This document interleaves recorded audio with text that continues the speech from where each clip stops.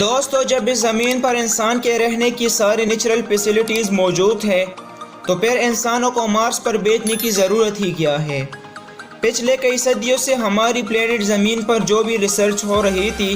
افسوس کے ساتھ ان تمام ریسرچ کے ریزلٹس نگیٹو آئے ہیں۔ سائنسدانوں کا کہنا ہے کہ انسان نے جب سے فوسل فیولز یعنی پیٹرول اور گیس کا استعمال شروع کیا ہے، تب سے ارتھ کا درجہ حرارت بڑھتا چلا جا رہا ہے،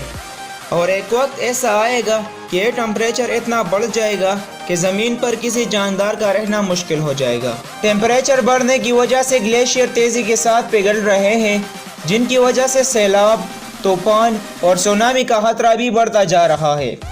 بات صرف فیول کے استعمال کی نہیں ہے، اس پالوشن نے ہمارے ارتھ کی اوزون لیئر کو بھی ڈیمیج کر دیا ہے۔ وہ اوزون لیئر جو سورج سے نکلنے والی جان لیوا ریز سے ہمیں بچاتی ہے،